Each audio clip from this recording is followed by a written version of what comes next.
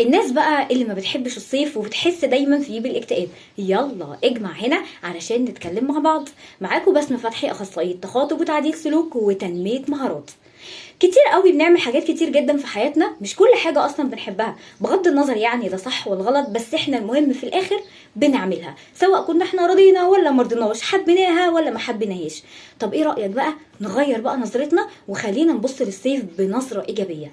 الصيف يعني البحر، الله الله الله، يعني الشمس الجميلة، يعني التفاؤل، يعني الخروج ان انت بتروح وتيجي. مش شرط يعني بتروح اماكن يعني غالية وكده، انت ممكن اصلا تنزل تتمشى على الكورنيش، مش صعب جدا، او تتمشى في الاماكن اللي انت بتحبها قوي. الله، الصيف بقى على رأي الولاد يامي، يعني الفاكهة اللذيذة جدا جدا اللي احنا كلنا بنعشقها.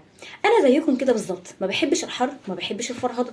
خلاص، لو انت مش مضطر ان انت تنزل في الحر او الفرهده مش لازم تنزل.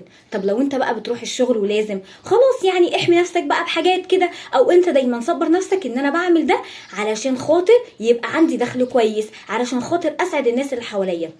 صدقني هتنزل في الحر وانت مش متضايق ابدا ابدا. وبعدين عايزه اقول لكم كده على حاجه ما خدناش بالنا، يعني احنا من في الصيف اللي يعني من كام يوم كده الدنيا شتت وكان في رعد وكان في برق. ما لفتش نظركم لحاجه؟ ان تغيرات الجو دي بالظبط كده زي تغيرات الناس حوالينا، وده معناه ان احنا ما ينفعش ابدا ان احنا نآمن لاي حد حوالينا، ودايما نقعد نحكي نحكي نحكي نحكي عن حياتنا من غير ابدا ما ناخد بالنا.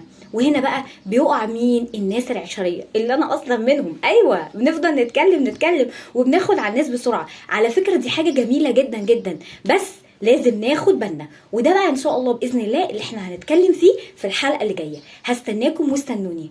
ما تنساش دايما غير حياتك وخليك بسمة حب.